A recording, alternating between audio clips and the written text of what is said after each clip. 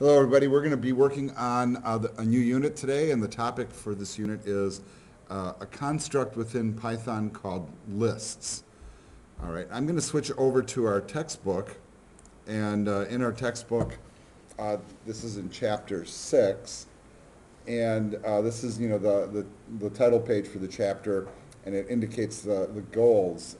And notice the thing here is, first of all, to understand what a list even is. Uh, to keep it kind of brief, and if you've ever done any other programming, most other languages refer to these things as arrays, typically. Although lists is one of those terms that is actually used in the languages that also support arrays. So we have arrays and then array lists, and in some languages we call them collections, and all of them have special meanings to them, and we'll take a look at what that means. So once you develop a list, you have to have a way to be able to look at the stuff in the list and then do things with those lists. And Python has an incredibly powerful set of list processing capabilities that are a little unlike some other languages. And one of the reasons why Python is used a lot for data analysis is because of the strength of those particular types of features, frankly. And I think it's really kind of cool if you think about it in that regard, that it has become a favorite of like data scientists to use Python to process information, largely because of its list processing capabilities. I think that's just fascinating. All right, there's a bunch of common algorithms that you can use with lists, but there's also a lot of built-in functions. And some of these functions work a little bit differently than they do in other languages. And then the other thing that we're going to look at is what we call multi-dimensional arrays, or in this case, they're working with tables of data. And they don't go really deep into really the multiple dimension aspect of it. They really kind of stick to 2 dimensions in this particular chapter. And you know what? That's plenty deep enough. In some intro-level programming classes, I usually shy away from 2-dimensional arrays because I think it really, frankly, it gets too intense for people to even comprehend. So we're only going to brush upon some of the later things in the chapter. We're not going to dig too deep on them. My important takeaway is that you understand what lists are, how they basically work, and then what you can do with them. And then we'll do our exercises. All right, let's look at what the author says here. It says, in many programs, you need to collect a large number of values. In Python, you use the list structure for this purpose. All right, so they say here it's a container that stores a collection of elements that are arranged in a linear or sequential order. Lists can automatically grow to any desired size as items are added and shrink as items are removed. So that kind of gives you a nice little overview from the author's viewpoint. All right. The first thing I'm going to do when I am going to talk about lists is I'm going to pull out one of my favorite software tools, which is a program called Microsoft Excel. And this kind of stems from being a computer geek for a really long time. Excel is a spreadsheet program, right? And unlike a word processor, arranges all of its content into rows and columns. Why I pull Excel out when I talk about these topics is because really it's the data structure that we're talking about right now, lists, that actually generates this whole product called Excel. That's kind of the basis for the whole concept behind it. If you think about how Microsoft Word operates, or any text editor, you're typing words and it's just one big area of the screen. You guys have kind of already learned that any words or spaces or characters on a screen are really an array of characters, a collection of characters that all follow one another. So really, like a word processing document is one long array. And if you were to compare it to a spreadsheet, it'd be like if you were typing the letters of a word, one at a time in each cell, and you keep, let's say this one's a space, and then you just start doing like this, right? I mean, that's kind of what a word processor does. You don't see the granularity of each individual position because it combines it all into one construct for you, and you don't think about it that way. When we work with lists, or what in other languages we call arrays, we are actually thinking about all the individual components and then what we can do with them. It becomes very, very powerful way to manipulate and organize data and do really crazy powerful things with very little code. So that's why we learn about it. But let's take a look at what the book says here. All right, and it says lists are the fundamental mechanism in Python for collecting multiple values. And I always think about lists like this. What do you put into a list? You're going to put something into a list where the values are somehow related to each other, right? So for example, if you guys took a quiz and I took all your quiz scores, I might put them in a list because, they're all related. I wouldn't take your quiz score and put it in the list with your name. It makes really kind of no sense to do that. I mean, not that I couldn't. I actually can do that in Python. It allows you to actually do that. But they give some interesting examples here. So the first thing that they do is they say, let's say you have like a list of numbers like this, and your job is to find the biggest number in that list. Now, visually, as human beings, we can do that pretty quickly when you've learned what numbers are. But it's like those things that we do really quickly that we take for granted after we learn how, that we start to break down into their fundamental components again when you learn how to program. And then when you ramp up your programming skills, you'll start to look past that and go, oh, it's just a list and I can find the max value, no problem. It's kind of one of those things. But here, in order, if you wanted to print this list up on the screen, as the author's point, you'd actually kind of have to print the list first and then find the largest value and then reprint the list with the text that says largest value after it. Because, otherwise, how would you really do it, right? You would have to write some sort of a function or something in the background that would do that for you. Now, it's a challenge because if you have values that you're storing, and I have a bunch of numbers like this, I could create a separate variable for each one. That's absolutely valid. And what I'm going to do here that's going to differ a little bit from the author is I'm actually going to do the way I learned arrays, and I learned it visually, somebody drawing it on a chalkboard, not with Excel. But I like to use Excel because it makes it so easy to demonstrate the concept. So for example, if I have a list of numbers, so first of all, one difference between what the book does and what I'm going to do is I usually think of array as a horizontal structure myself, and the book usually shows them as a vertical structure. It doesn't really matter, because all you have to do is flip it, right? 90 degrees, and you got basically the same thing. But if you think of, let's say I have a list of numbers, and I'm just going to start typing them in, at random, something like that, right? That is a list of numbers.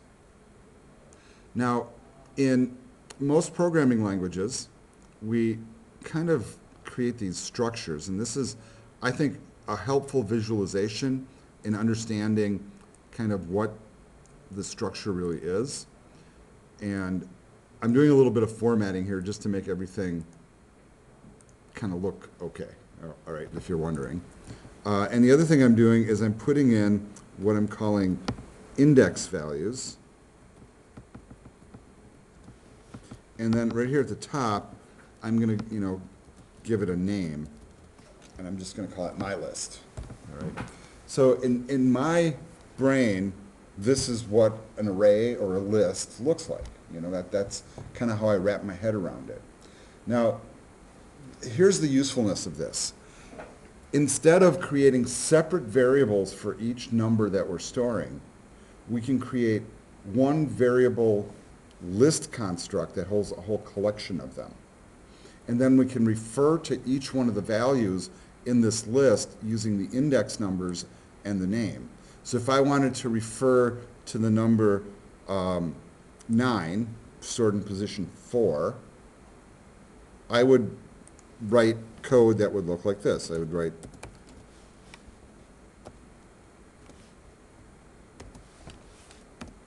with square brackets, right? And what that says to me is I'm looking at that named list, and then I'm looking in position 4. And then what's in position 4? 9. Right? So it's one way to refer to it. And this concept of referring to the value is really important in Python too. Python, unlike some languages, manipulates list structures completely by reference.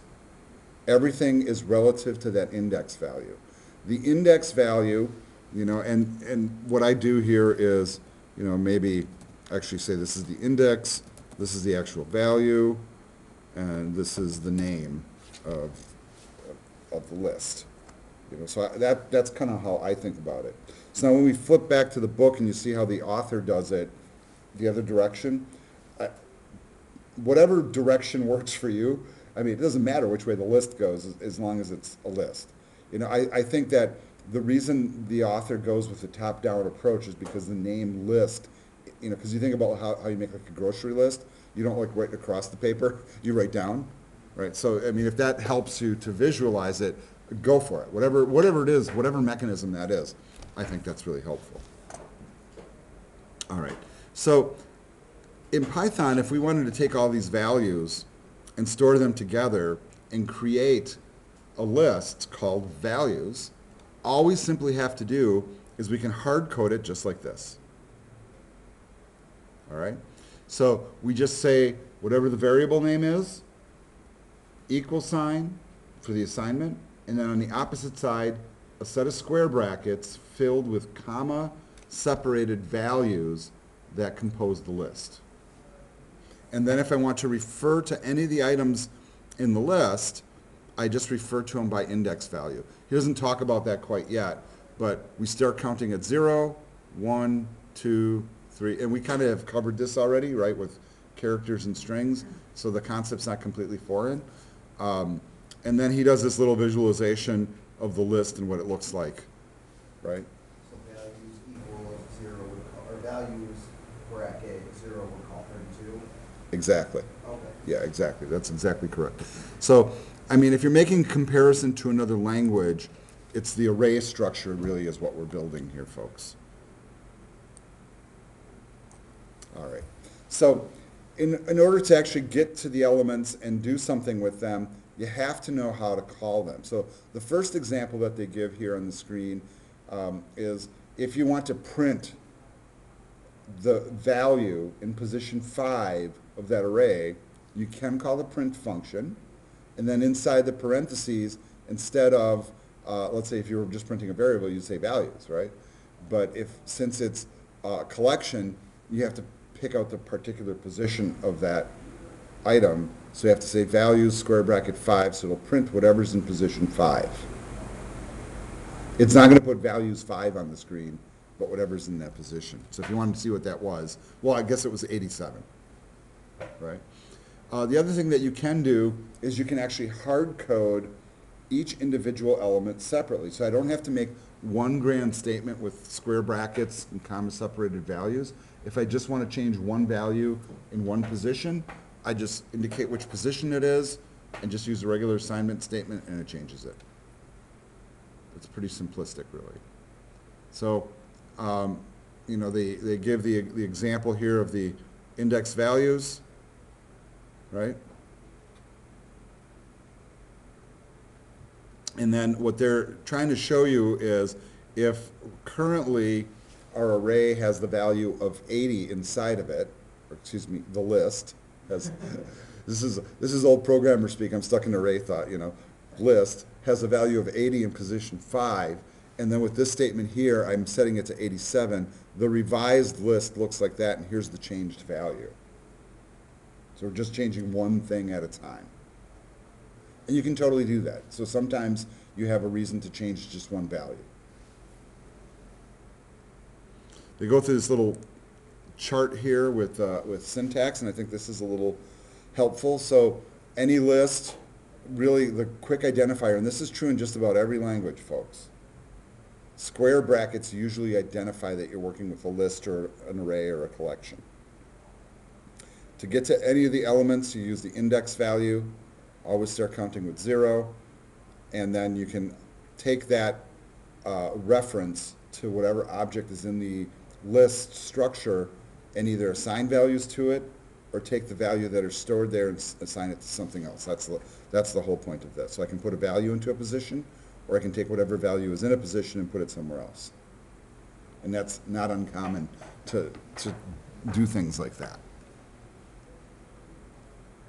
All right?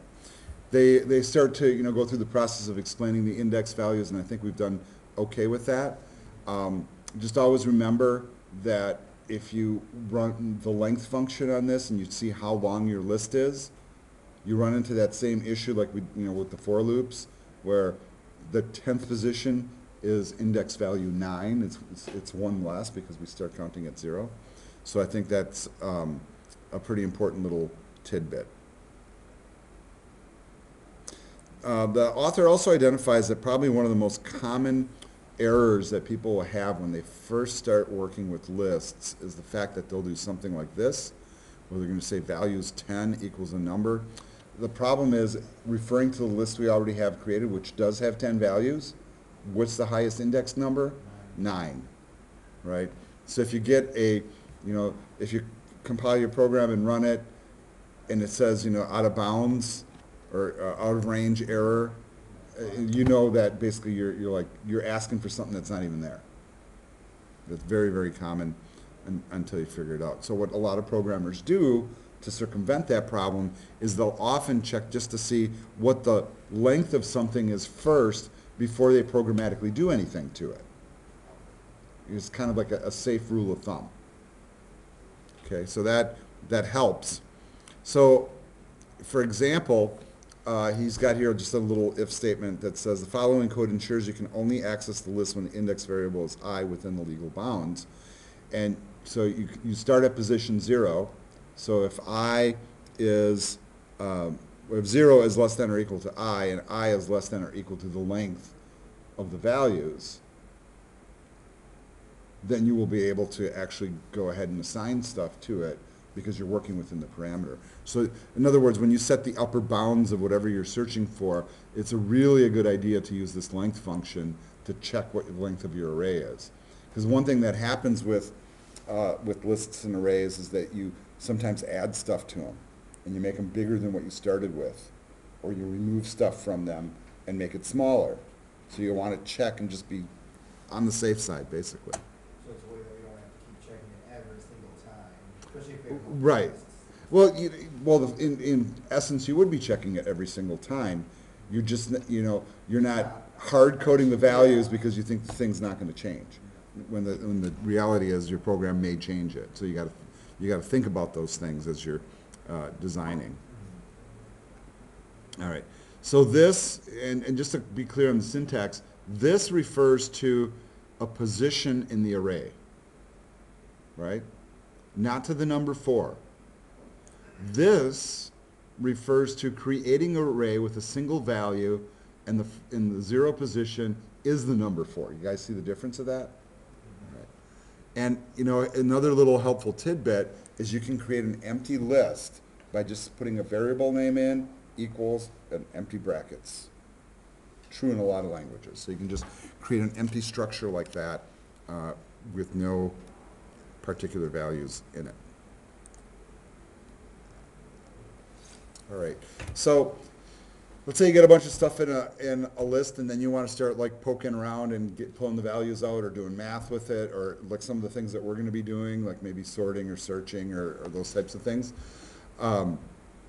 So what you have to do then, really, really common, is when you start working with any sort of a structure like this in a programming language, in order to systematically step through each list item, a really common thing to do is to use a loop. So if you can just imagine, if I wanted to, all right, give me all the numbers in the list. Well, you would start with, all right, well, let's start here, then we'll do this one, then we'll do that one, then we'll do this one, then we'll do that one, etc. That's a repetitive action built for looping, right? Perfect. So very often when you are working with lists and you want to do something to the stuff inside those lists or whatever, you're often using a loop to do it. For loop is kind of a no-brainer in many cases, But once again, we have this issue where, yes, you can work with something that's hard-coded. And in fact, you might choose to do your exercises that way because you get them to work, right? Because, hey, I know there's 10 things in there. I can go ahead and do that.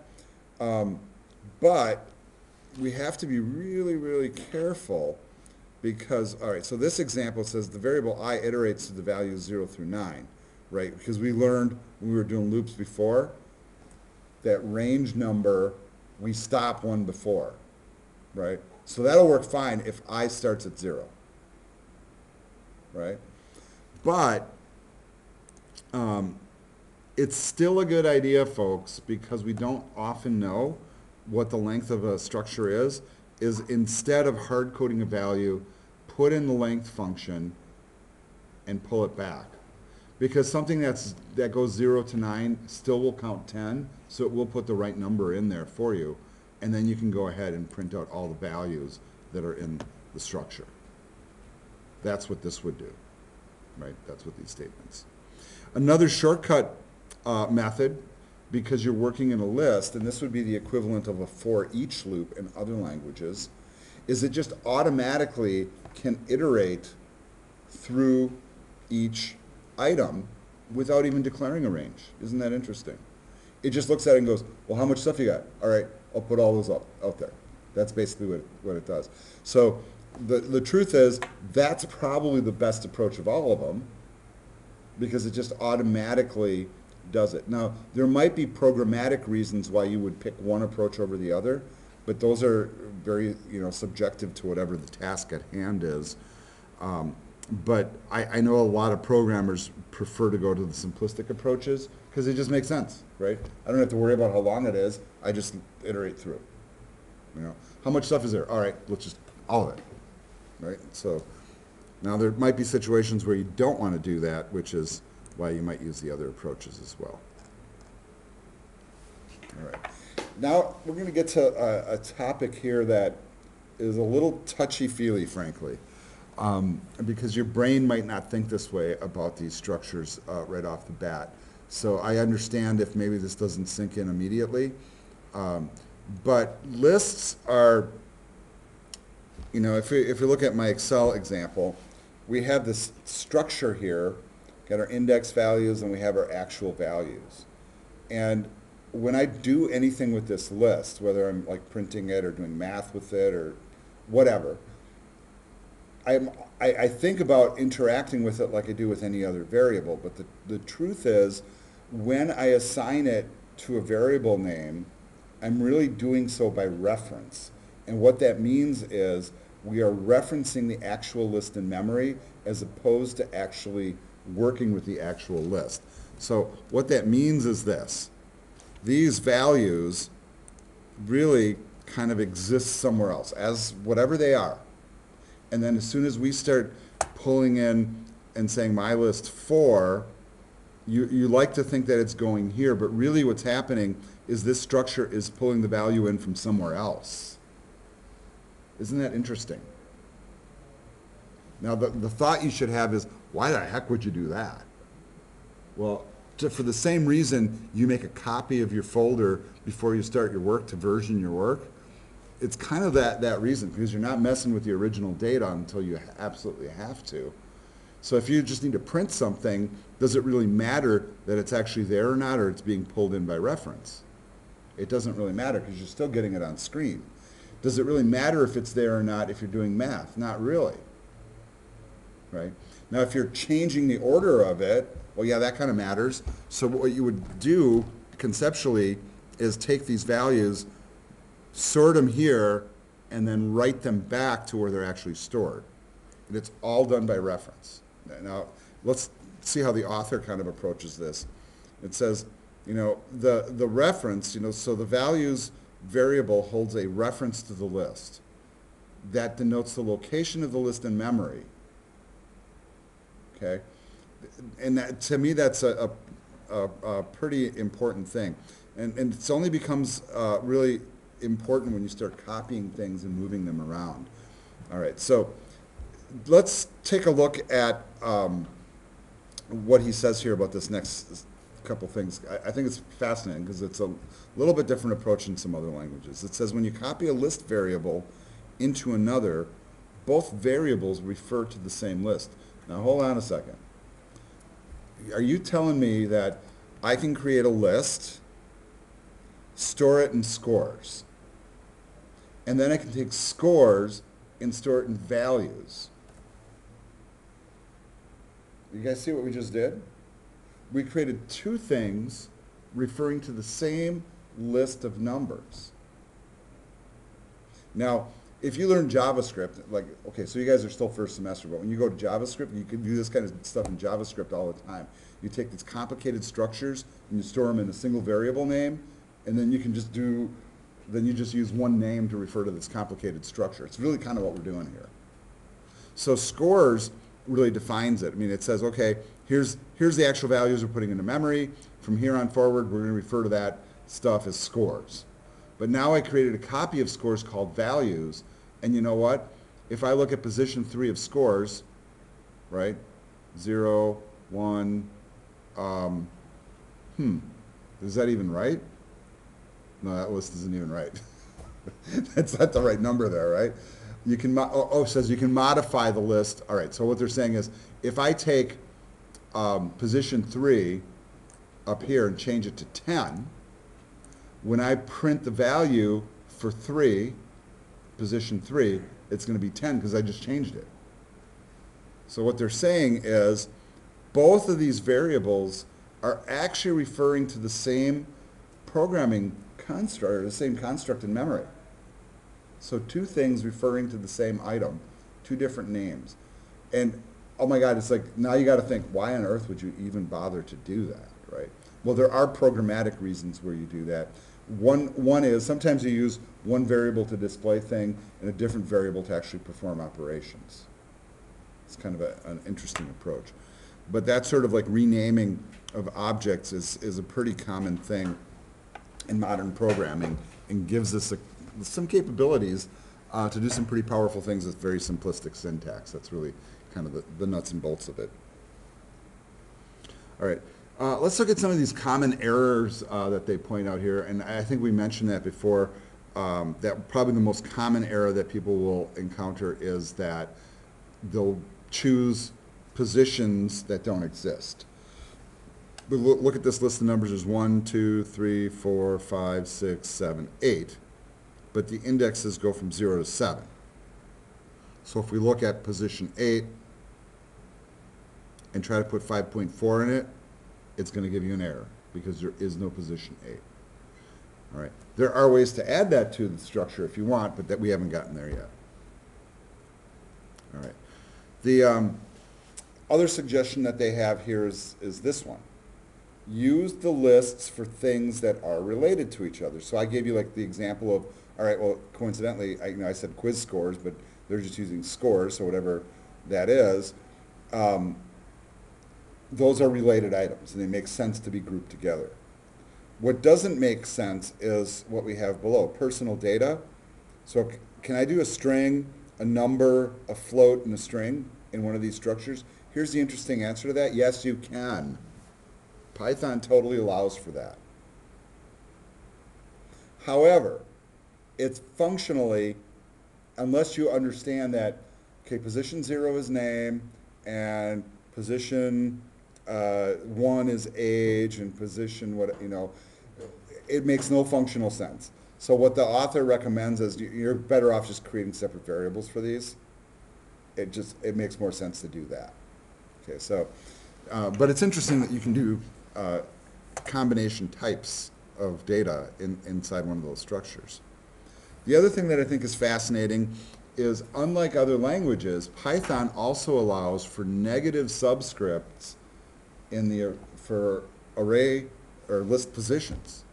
So we think of this little graphic here that shows a list, right? So position 0, and these are still the positions. All these are the positions of all these items. However, if I use a negative number, it refers to the last position. Isn't that interesting? I think that's an interesting approach.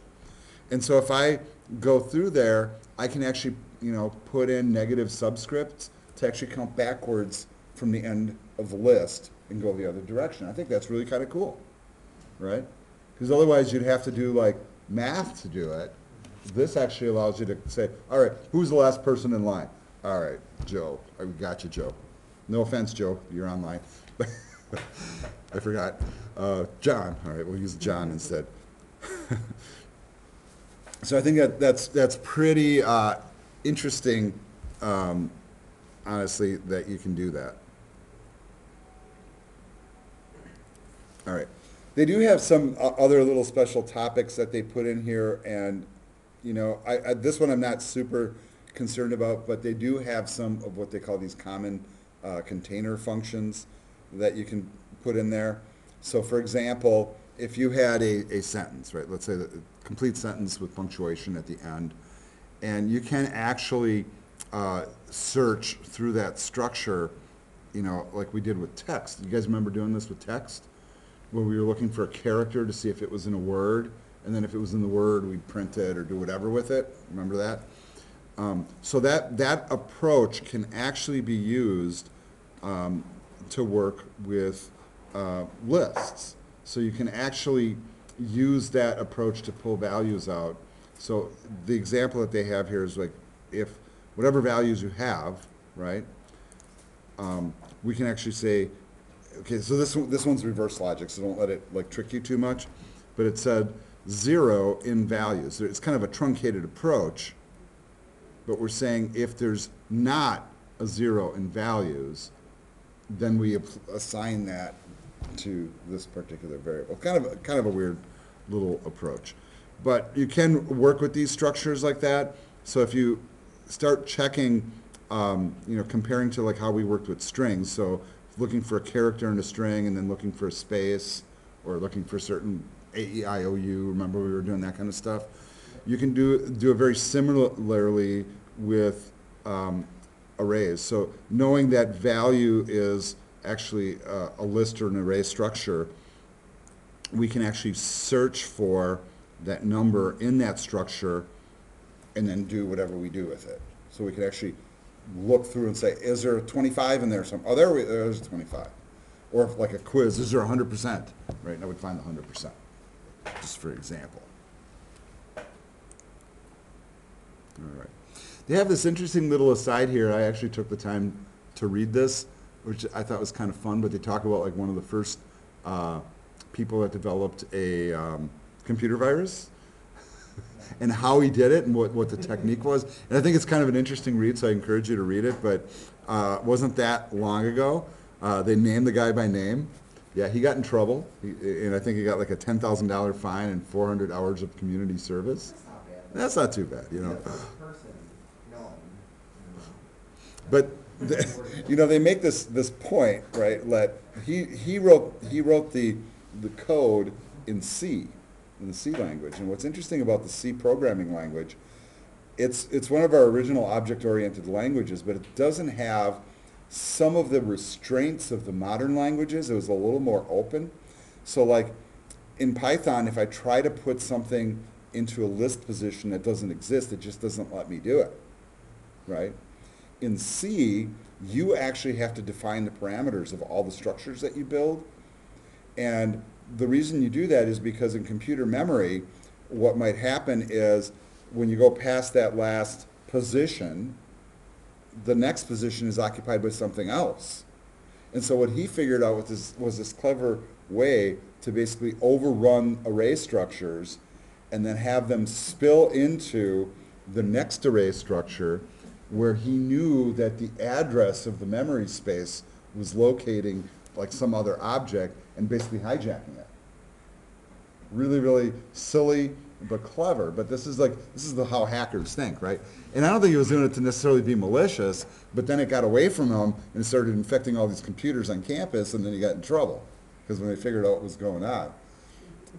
You know, I wonder now if the guy works as like a high-end, you know, cybersecurity executive or something, or maybe he's like Elliot on Mr. Robot or something, you know, that kind of thing.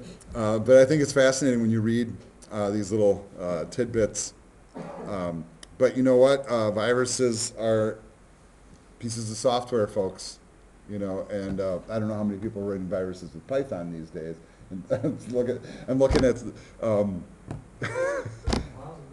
yeah, there's lots of possibilities. You can do it with lots of different languages, but it's always people trying to find clever ways to work around certain situations. All right, let's move on to list operations. So we have these list structures. I think you guys have a kind of a good tangible grasp on what they are now, I hope. And what happens when you start to work with these structures is you start to figure out, well, hey, what if I do want to do stuff with these? Can I just, what if I want to add an element, to a structure like this? And so that's where this section starts.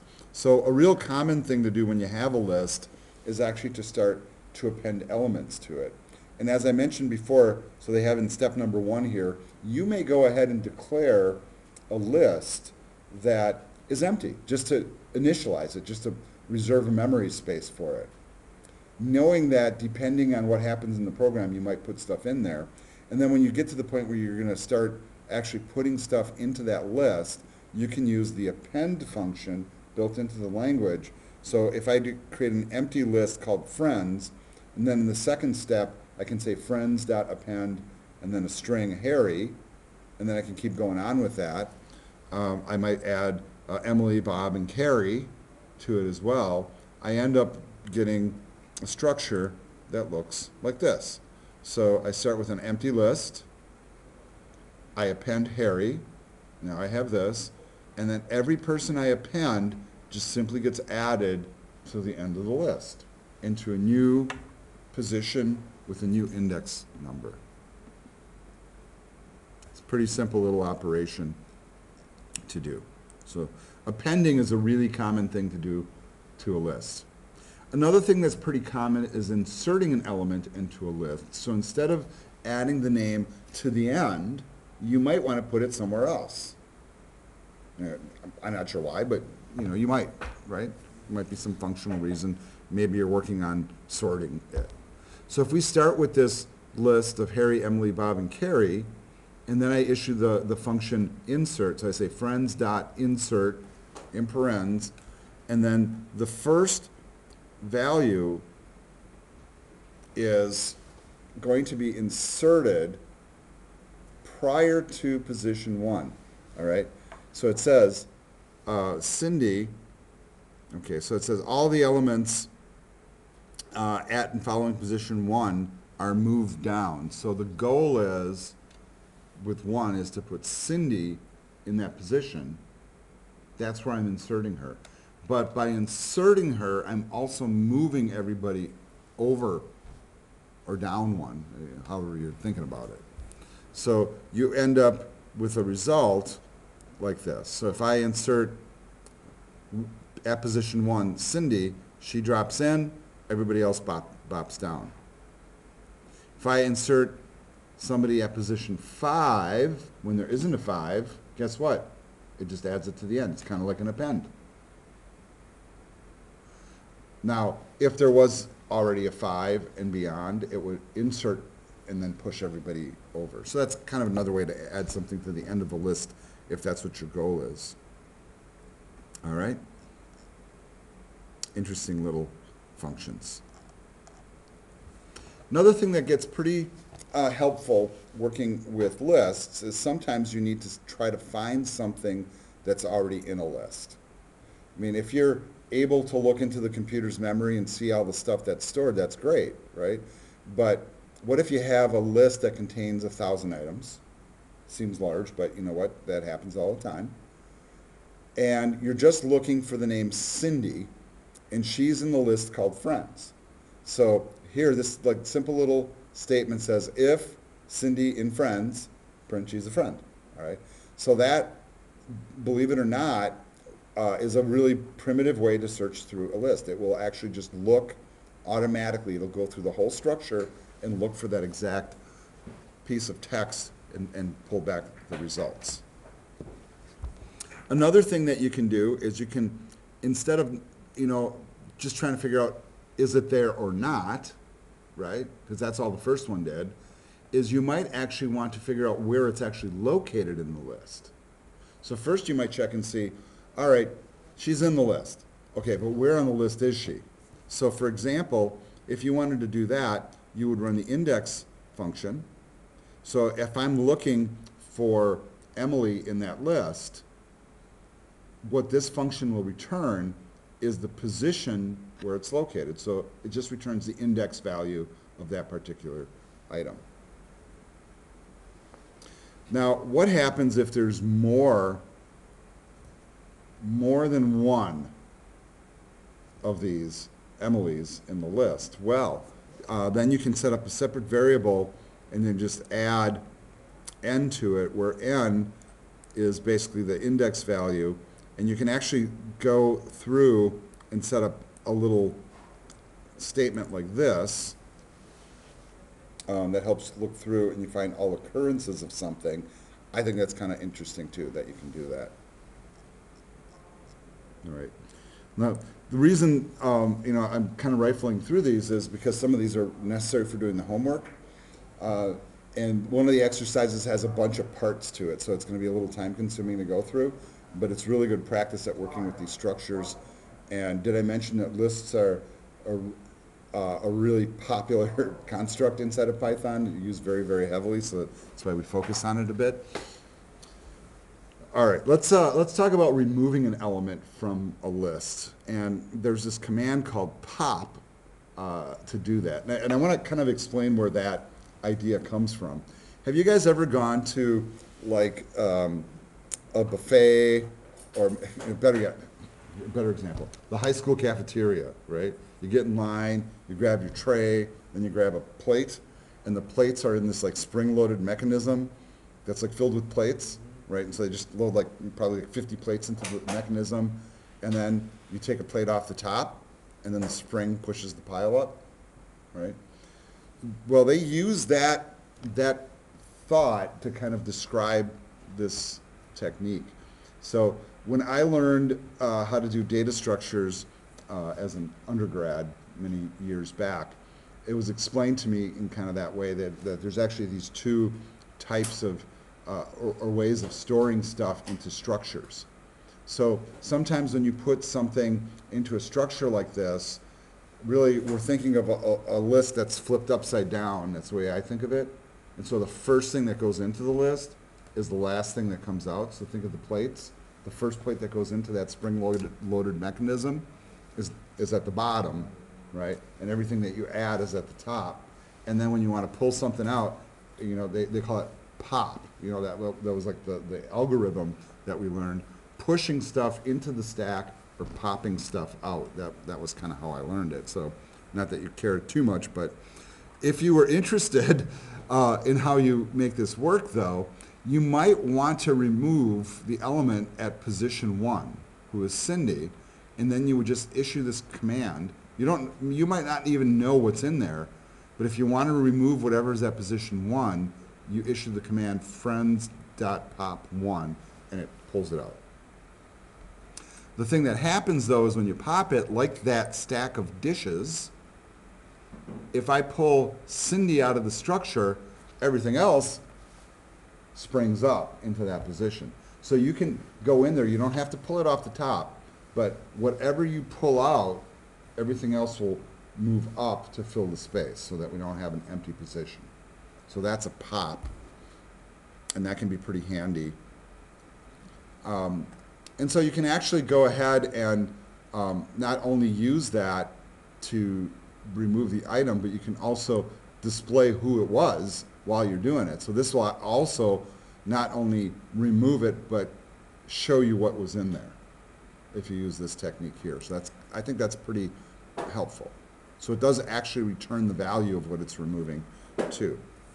The other thing that you can do is use the remove method, and what it does is it removes an element, it says here, by value instead of by position.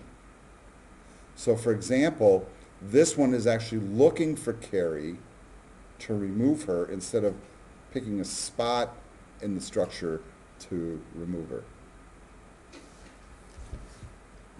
If you don't find that thing that you're looking to remove, the author's pointing out that you will throw an exception.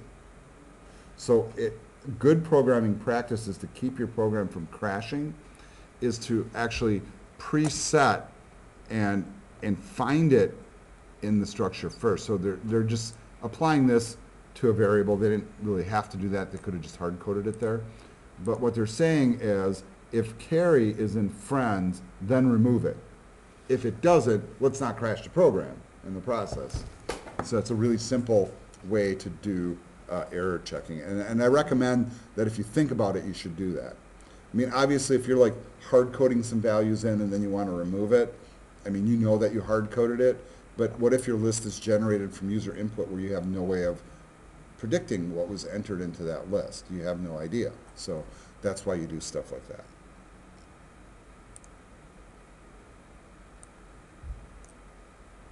All right. Let's talk about concatenation and replication a little bit. And I think this is really cool, little feature of Python. If I remember, I think JavaScript does this too. Where if you have two separate lists, so you see my friends, your friends, right? And I just want to join those together into one list and call it our friends, I can actually just say our friends equals my friends plus your friends, and it just joins the lists together in the order, right? This is a nice little example though. My friends, your friends, our friends, hey. And it does join them. All right, so there's times when you do that. So if you have a list and you're pulling in a list from maybe a couple different sources, and then functionally they make sense to be together, and you want to concatenate them, you can absolutely do that. Another thing that you might want to do is actually replicate a list multiple times. Now, why might you want to do that? I don't know. Think about like dance steps, like 1, 2, 3, 4, 1, 2, you know, something like that. And that's kind of what they're doing here. So if you wanted to take a list and replicate it 4 times, you just put in an asterisk and then the number of times you want it to repeat, and then it ends up generating something that looks like this. It just keeps repeating it. I think that's kind of neat. What's a really common thing to do, though, sometimes, is we create a list, particularly with numbers, and sometimes we want to create the structure, but we don't have values to put in yet, but at the same time, we don't want to have something in there that's going to make the program crash if we refer to the position and it comes up being empty. So sometimes like we will pre-fill a list with a certain value just to get the thing built, right? And we might do something exactly like this, fill it with zeros or ones or whatever the concept is, but that's exactly how you would do it. Pretty simple. All right, next thing that we're going to look at is what they call equality testing. And remember, a single equal sign is an assignment statement, but 2 of them put together is checking to see if something is equivalent. So you can actually check to see if lists are equivalent. And so they give the example, 149 is equivalent to 149.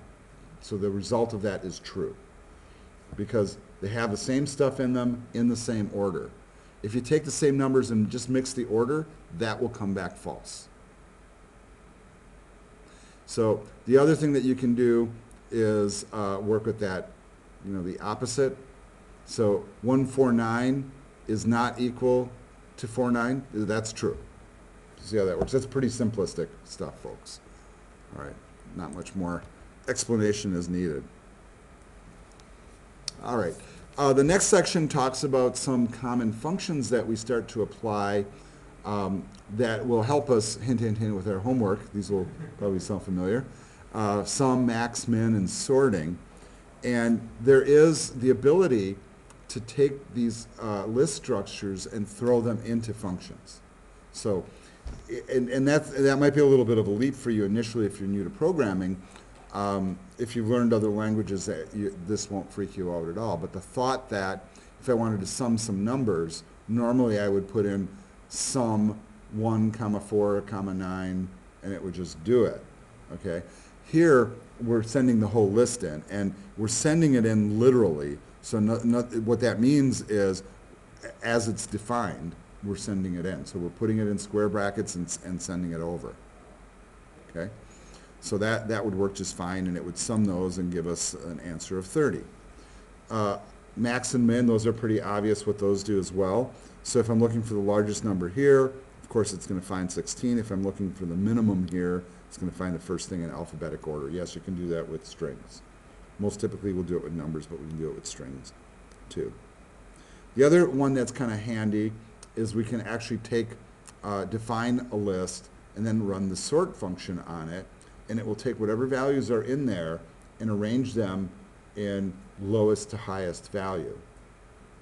So that's a built-in function, and I know that there's at least one little exercise I think that we have that will do that, so that one's pretty handy. All right. If you are sorting strings, though, this is making a little bit of a point. If you want to do that, you can do that with names as well, and they use this, what they call lexicographic ordering. So they're looking at each word individually as a whole to do the ordering. And really, you know, you guys realize that and would come first if it was alphabetical, with like things that we figured out how to do in our brains. But really what it's doing is it's actually checking each string character by character, right? So if there was an "and" with two N's and an E, she would follow "and." That's kind of the point. Pretty simple little algorithm there too. All right, let's get to the point where we talk about copying lists and why you might want to do that. Now, we've been working with this list called values through the chapter, and in the first statement here, you can actually take something that's predefined like that, knowing that values is a list, and assigning it to prices. So now I have values and prices that are basically the same thing. All right? All right, in order to do that, it's kind of interesting, right? So if you do this, remember I was telling you by reference? I might, if I do by reference, I'll go back to my Excel example, somewhere in memory I'm actually storing those values. And then if I create a copy of my list, call it your list, and I use this approach to do it, we're still, both of those structures are referring to the same spots in memory. Okay? You catching on to this? So what the author is pointing out here is if I actually want to make a copy of the stuff in memory so that the two things are referring to separate things now, then I actually have to do this. I actually have to run the list function, which will pull the values out of values and create a new copy of them in memory, so that the two prices and values will now be referring to two separate sets of information. See the difference? Okay, so that's kind of an important one. Not something you'll probably run into a lot as a young programmer, but maybe when you get to some more advanced stuff, you might run into this thing. So here's kind of an example. The first approach, values equal prices, we refer to the same structure. Second approach, we're creating an actual copy of the data, and even though the data is identical, there are two separate spots in memory. So now I can manipulate one and it doesn't affect the other. Where before, if I would manipulate something here, it affects both. All right. They have this table here too in this section that just shows some of the common functions that you use with lists. Some of them we've already looked at, like length and replicating things and mins and maxes and whatnot. And then some common methods that you can use as well. So we did pop, we did insert, append. I think we did almost all these, right? We talked about all those, but here's just a handy little table. And I just want to note that these are common methods and common things that we do. That means there's more. There's more than just this, but these are the ones that are typically used most often, especially on an entry level. All right. We're going to talk about a couple little things, and then we're going to move on to a break here in just a minute. So if you're getting antsy in your seat, let's talk about this little topic here called slices. So they start with a list of temperatures, and you can see, kind of look like our temperatures today, right? Real low. Um, and and then let's say you're really only interested in the temperatures, and this is a list of temperatures per month, okay? So they only want the temperatures for the third quarter of the year, which would be the positions with index values of 6, 7, and 8. So I can actually refer to that as what we call a slice using a colon. So I can say I want the temperatures in position 6 through 9, but 9 will be omitted, kind of like the range thing. So that will give me 6, 7, and 8 if I use this syntax. If I use this syntax where I don't have a starting number, it'll take everything from the beginning of the structure all the way up to the position preceding 6. So it'll go from position 0 through 5. If I use this one, it'll start at position 6 and go to the end of the array, or the list, excuse me. All right, and then you can kind of ramp it up from there, but I think that's a handy little thing if you're trying to look at just little snippets of information. All right, let's go ahead and take a break, and then we'll come back and we'll continue with this section. All right, let's talk about some more common algorithms that you use on lists, and one would be for an example of like how you might actually go ahead and fill a list automatically, and this gives you just a little algorithm for doing so.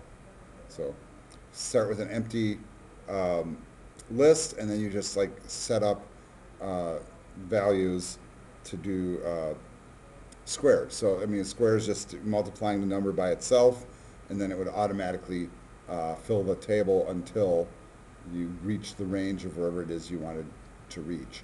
In this case, this is kind of an automatic little way. So there are ways for kind of like, you know, aside from that multiplication operator of filling an array with different values that are more complicated than simple ones, very useful for doing higher end mathematics, which often are combinations of functions over ranges like that. There's also ways to combine list elements. So if you wanted, you could actually have a list of strings and concatenate them all together in a structure like this, and here's some code for doing that. I'm not going to spend a lot of time on this because it's pretty simplistic and not really pertinent to our homework. The other thing that we can do, then this is kind of fascinating. Sometimes you're going to take like these lists and you're going to display them on the screen, and you're going to have to start to think about how am I going to do that exactly. So one common way, like with names, for example, you might have comma separated with a comma and a space. And so this gives you a little algorithm for doing that. You know, basically you're putting it up on the screen, but you don't want, you know, the comma and the space before the first one, and this gives you kind of a clever little way to accomplish this effect. It also isn't putting one after the last one, so I like that. That's a clever little thing. Another example here where you might separate values with a pipe. That's what that's called, by the way. That's the shift of the backslash key above your enter key usually. And here's a little algorithm for doing exactly that. Another thing that you can do is you can actually take the string function and convert a list to a string, and sometimes that can be very, very handy, although it can also return something that describes it, kind of like you're seeing right there with the list of numbers. So these are, you know, these are going to be kind of variable techniques depending on what you're trying to accomplish. And I just cover them really quickly because we might see these like pop their head up again as we start to work on the exercises. All right, we're getting kind of to close to the end of what I want to do for lecturing here today. And so some of this stuff is going to kind of go a little faster now. I hope you guys don't mind that, just so we can get through it. But they start using some examples here. They kind of harken your memory back to section 4.5 where they started figuring out what the largest values were. And they kind of show you here that if you're working with a list, this is a technique you can use to actually find the largest values using the same algorithm, but now we're working against a length of the values in the list, so we can figure out how long that list is, iterate through that many times, find the largest value, and then store it. All right. All right. Another kind of important thing that we find is how we can find particular positions of something in a list. And there's a few different ways to do it. We already kind of looked at one, but they give you an example here of, let's say you're looking for the number 100 in the list of values. So you set it up as a variable, and you search to see if it's in there, and then you pull back the index position and then display it on the screen. Otherwise, give a message saying that you didn't find it, right? So a very basic little search algorithm. You know, but the thing is, maybe you actually want to find it, but you want like a little bit clearer indication on how the technology actually works. They have this other algorithm here that actually goes through, and they call this a linear search algorithm, because really what it's doing is it's looking for the value by looking at each individual item in the structure one at a time. And we call that a linear search. All right. Another thing that you might do is count matches. So there's a couple little algorithms here that help you do that. And like I said, I'm not going to spend the time doing examples on these or anything. I just want to kind of point them out. Another little algorithm here for removing an item, and you know there's a built-in function for doing that, and they have the pseudocode for it, and then they end up just popping out the value once they find it. And then here's another interesting thing is when we are starting to sort things, right? So if we have a list and I want to switch the items in a couple of positions, you can't directly do that, because here's the issue, right? If I want to put the black shoes where the blue shoes are, by virtue of putting the black shoes there, the blue shoes are destroyed. So often what you do is you create a temporary holding spot where you put the blue shoes for a moment while you move the black shoes, and then take the blue shoes and move them over to where the black shoes were. So that sort of a swap algorithm is really common. So normally if you want to move two things around, you usually set up a temporary variable to hold something while something else is moved in, and then the temporary variable is then inserted into its place. That technique is very, very common. So you don't just want to assign something to a different position without first putting it in a temporary spot.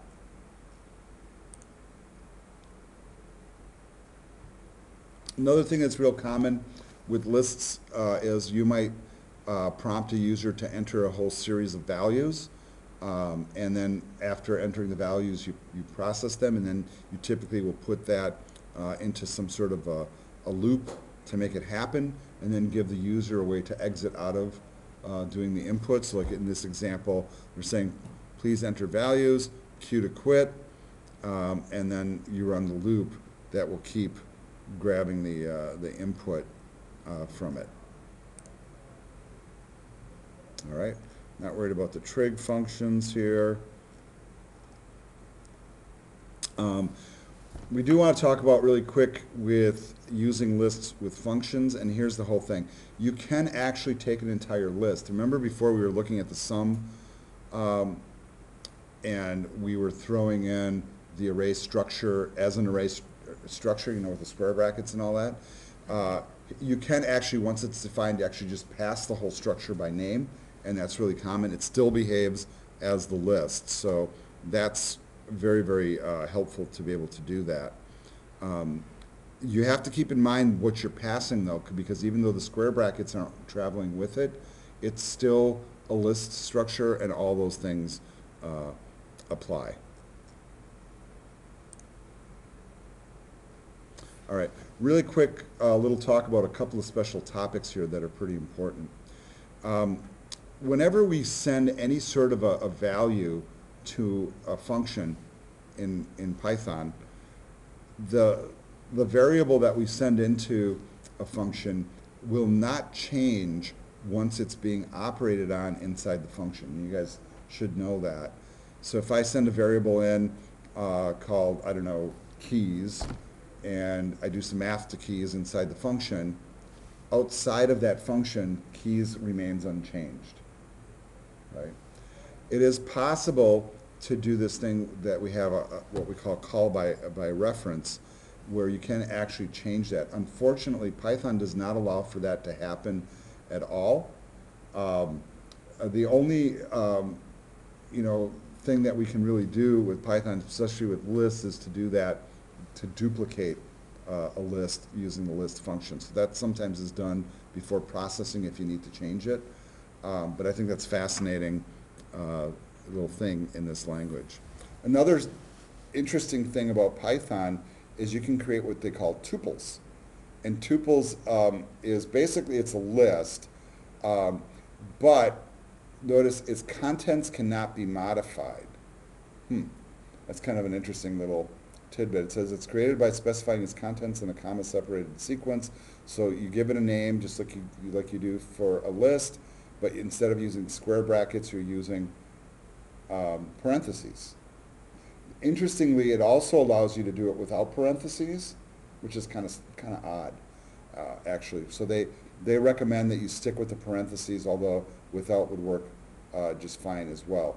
Now, the reason that you might use something like this is you might put in a set of values that you don't want to be altered in a program, and it really kind of gives you some capabilities that are pretty powerful that you wouldn't be able to do with other structures. So you can do a lot of the same types of operations with these. So you can refer to the positions with square brackets. You can iterate through them with for loops. You can do all the range operators and all that. So I think that's absolutely fascinating.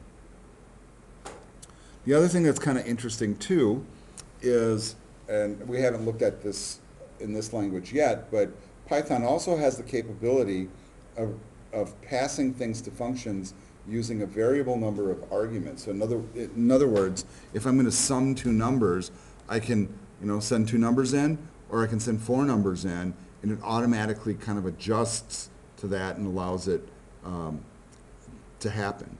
However, if you are like writing the function yourself, like the sum function kind of already does it, but if you're writing the thing yourself and you want to allow for a variable number of parameters, you put in that asterisk before the structure name as you're passing it in, and that allows you to pass in any amount of them. So if you want to sum all the stuff in an array, you might need to put that asterisk in first as you're passing it in, just so that it knows that whatever number you throw at me, I'm fine with it, instead of having a particular amount of them.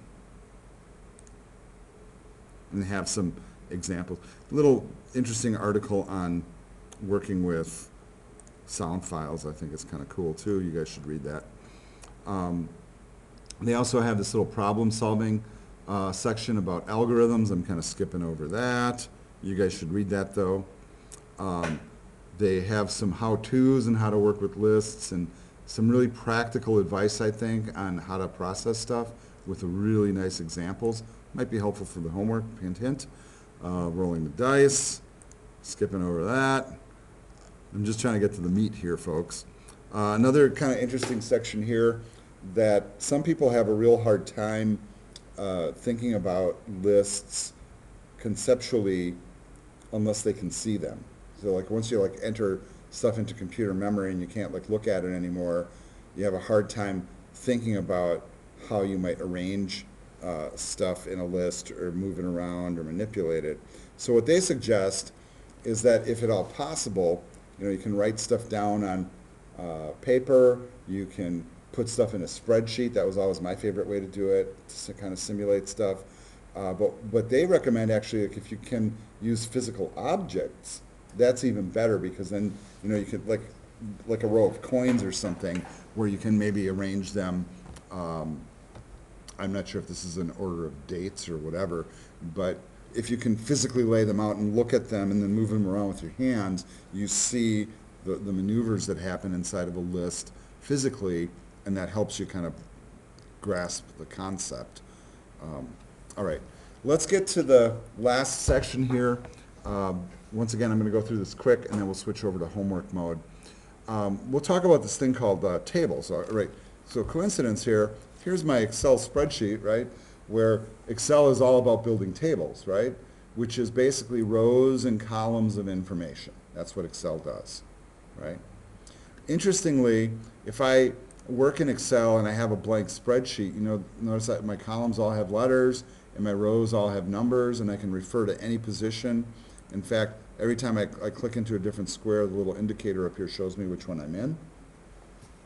Well, we can kind of do that same thing using lists. And what's fascinating is you can use what we call a two-dimensional list in order to create a table inside of Python to store information, and then you can refer to the information in that table structure using row and column values. So let's take a look at an example here. So they want to build a table that indicates how many countries there are and how many metals there are. And so they preset a couple of constants. And then they set up, and this is kind of a little mind-boggling initially, a list where each list position is filled with a list. Isn't that weird? So if you take that and compare it to Excel, you could say that column A is a list. It's empty right now, but it's a list. And then that each one of the cells in column A also contains a list, but it just goes the other direction. So that's how we actually use these types of structures to help build a spreadsheet. Isn't that kind of weird? So what we're creating, once again, is a list. So you see the opening and closing brackets, and then each list position is filled with another list. And then really what we're building is rows and columns like we have here. What becomes fascinating about a structure like this is then we start to refer to each one of these list positions with row and column index values. And I think that they have a little image coming up on the next page here. Here it is. And when you want to start accessing those individual components of that table, then you start referring to it with row and column positions respectively. So if I was looking at counts position 3-1, I go to row 3, position 1. It's not the first position, the second position, to find that particular thing. Now, I'm basically going to cap the lecture here. There's more material in the chapter. So this is just a really quick little view at two-dimensional lists, or tables as they call them in Python. I don't think I assigned any homework that relates to this, so I just want you to be aware of it. But this is something that is used very commonly. In other programming languages, and I assume Python can do the same thing, you can actually take it to deeper levels. You can have each one of these list positions also hold additional lists, which would make it a three-dimensional structure. And in programming, typically you can create as many dimensions as you want as long as you can conceptualize them. But the problem is this: most people have a real difficult time conceptualizing it once it gets past maybe 2 or 3 levels. So I'm leaving it at that, and I'm going to end this video here, and then the next thing I'm going to do is we'll start a new video where we're going to work on the exercises.